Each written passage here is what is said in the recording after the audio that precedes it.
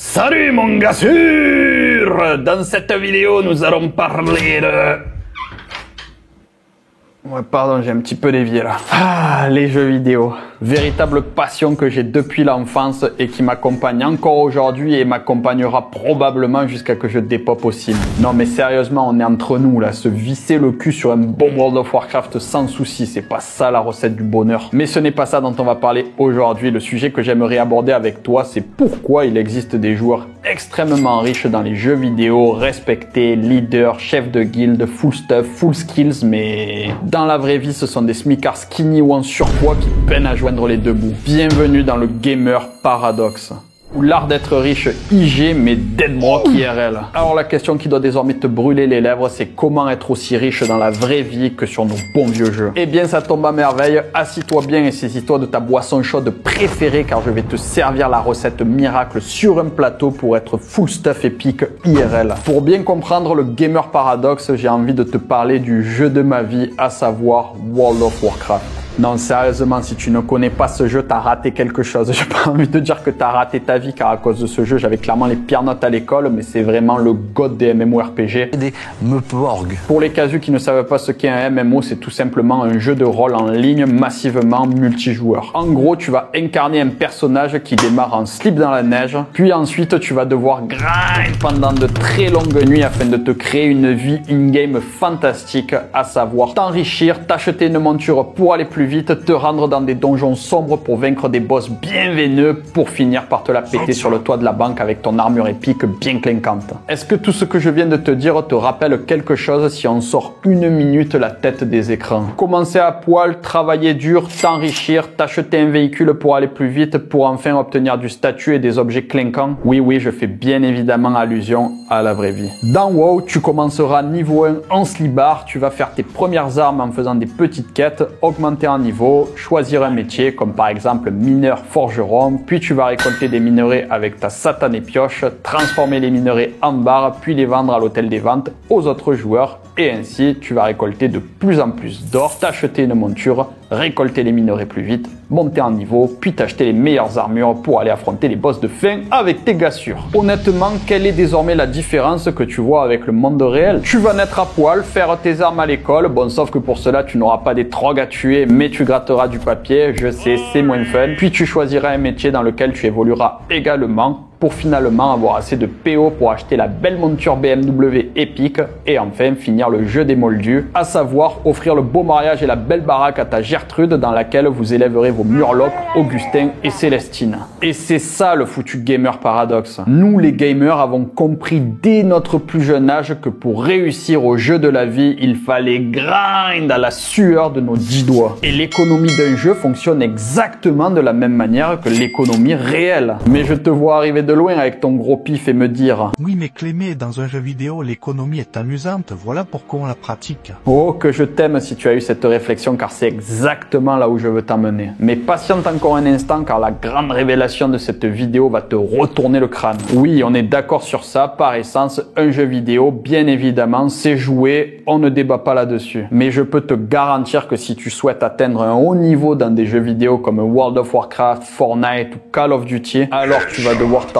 taper des tâches immondes même si c'est un jeu. Je peux te garantir que j'ai vu des scènes comme par exemple des joueurs se taper la même quête journalière insipide tous les jours pendant des mois simplement pour obtenir une nouvelle monture stylée. Ou encore des guildes de 40 joueurs s'empaler sur des boss pendant des semaines simplement pour avoir un accomplissement et quelques loots. Je ne sais pas si tu te rends compte de la dinguerie, si tu ne l'as jamais vécu ça ne te parle peut-être pas, mais c'est vraiment une horreur. Tu te tapes des soirées pendant des semaines où tu vas t'empaler sur un boss et où tu fais des allers-retours entre le cimetière et la porte du donjon. Tout ça à la fin pour se partager 3 loots à 40. Non, ce n'est pas possible que ce soit simplement par pur divertissement. Il y a quelque chose d'autre. La raison pour laquelle des joueurs Fortnite se rendent sur des maps tout seuls simplement pour s'entraîner à construire pendant des heures afin de performer en tournoi va bien plus loin que le simple amusement. En l'occurrence, cette chose explique pourquoi les gamers font parfois preuve d'une discipline digne d'un commando du GIGN alors que IRL ils ont du mal à sortir les poubelles. J'ai nommé roulement de tambour de guerre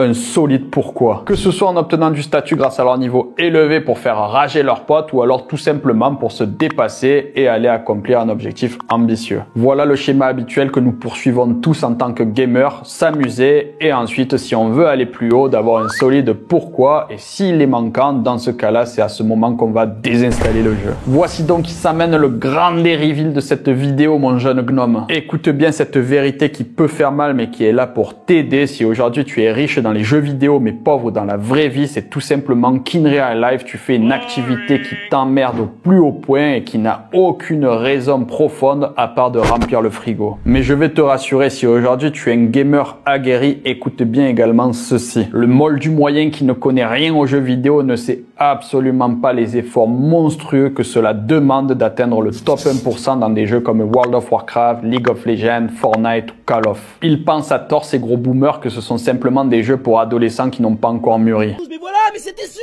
en fait! C'était sûr!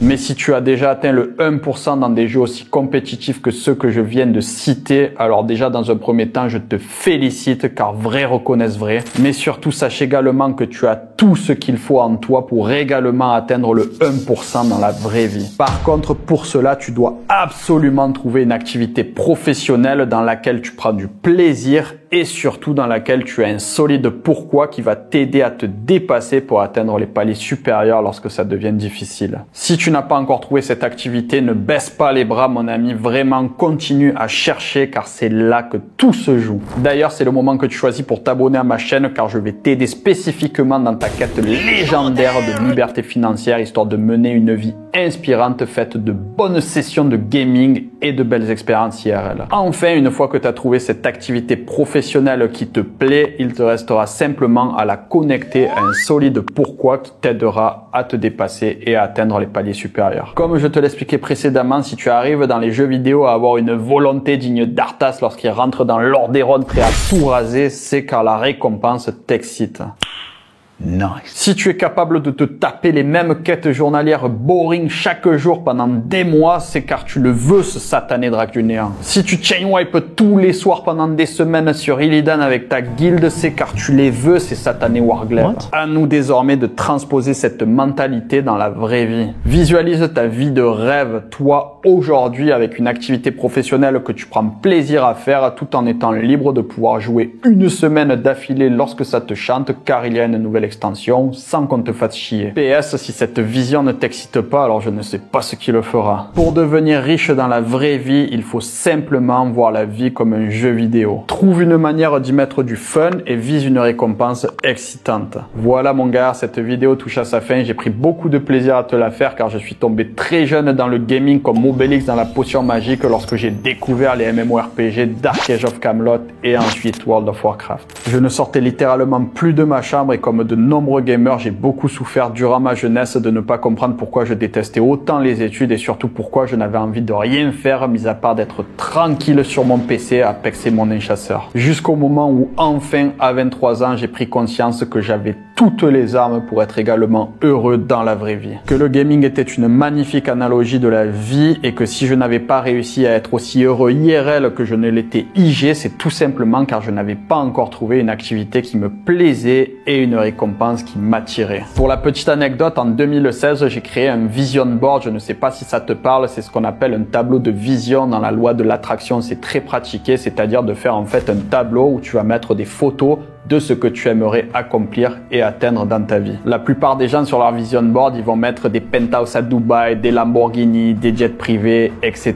Mais moi, il n'y avait rien de tout ça et d'ailleurs, j'ai retrouvé la photo de ce fameux vision board. C'était vraiment celui-ci que j'avais fait en 2016 et je te le montre juste là. Et comme tu le vois, il n'y a rien de fou, il y a surtout des moments sur World of Warcraft avec mes amis et des voyages. Car voilà ce qu'était mon pourquoi, tout simplement. Moi, je m'en foutais du matériel, je voulais juste qu'on me foute la paix et que je puisse me faire des bonnes sessions gaming avec ma team et vivre de belles expériences IRL. Tu connais, ça voulait aller très fort au Japon pour rencontrer mes otaku. Qu'Uther Pendragon soit béni, j'ai enfin trouvé ma voie et c'est le style de vie que je vis depuis 2017. Je n'ai pas raté une seule extension sur World of Warcraft.